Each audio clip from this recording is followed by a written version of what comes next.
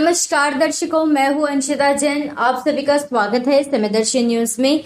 आज हम चर्चा करेंगे हिंसा का शिकार हुए बच्चों का अंतर्राष्ट्रीय दिवस के ऊपर, यानी कि international day of innocent children victim of aggression. तो चलिए हम शुरुआत करते हैं। 4 जून international day of innocent children victims of aggression, यानी दुनिया भर में हिंसा का शिकार हुए बच्चों का अंतर्राष्ट्रीय दिवस मनाया जाता है। फिर चाहे यह अग्रेशन यानी आक्रामक व्यवहार उन्हें समाज में मिलता हो, घर में मिलता हो या विद्यालय में मिलता हो, लेकिन बच्चे बुरी तरह से प्रभावित होते हैं। तो इस दिन के बाद हर साल 5 जून को विश्व पर्यावरण दिवस मनाया जाता है। इस दिन को जागरूकता के तौर पर विश्व में मनाया जाता है, लेकिन 4 जून का यह अहम दिन कहीं न कहीं 5 जून पर्यावरण दिवस की आड़ में छिप जाता है, क्योंकि लोग इस दिन के बारे में नहीं जानते हैं। तो आइए जानते हैं इस दिन की महत्ता को।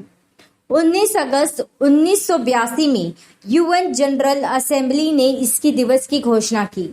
इस दिवस को मनाया जाए, इस दिन की आवाज हर नागरिक तक पहुंचाई जाए। आज सिर्फ हिंदुस्तान ही नहीं बल्कि पूरे विश्व में हर साल बच्चे एग्रेशन का शिकार होते हैं।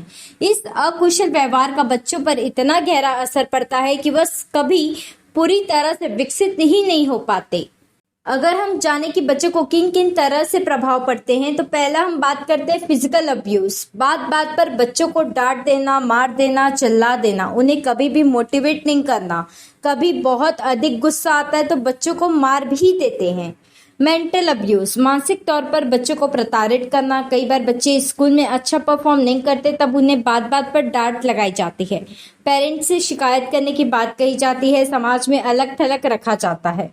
इमोशनल अब्यूज, बच्चों को इमोशनल ब्लैकमेल कर उनके साथ गंदा काम करना। परिवार में अच्छे बुरे का भेदभाव करना। घर में ही भाई बहन से भेदभाव करना। कुछ बच्चे हिम्मत से आगे बढ़ जाते हैं, कुछ एकदम चुप हो जाते हैं, तो कोई गलत रास्ता भी चुन लेते हैं। इस तरह से बच्चों को अब्यूज कर प्रताड़ित किया जाता है। रिपोर्टर्स के मुताबिक 5 से 14 साल तक के बच्चे इसका सबसे अधिक शिकार होते हैं। ह्यूमन राइट्स वॉच द्वारा एक सर्वे किया गया। इस रिपोर्ट के मुताबिक हर दूसरा बच्चा चाइल्ड अब्यूज का शिकार होता है।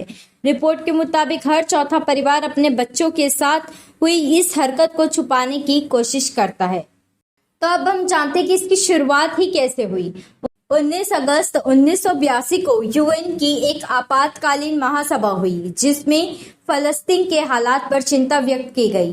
फलस्तीनी और लेबनानी मासूम बच्चों पर इजरायली सेना द्वारा क्रूरता बरती गई, जिस पर तुरंत एक्शन लेते हुए कार्रवाई की गई थी। और इस दिन को ध्यान में रखते हुए हर साल 4 जून को दुनिया भर के मासूम बच्चों के लिए तय किया गया, ताकि बच्चों को उनके अधिकार और सुरक्षा को लेकर जागरूक कर सके।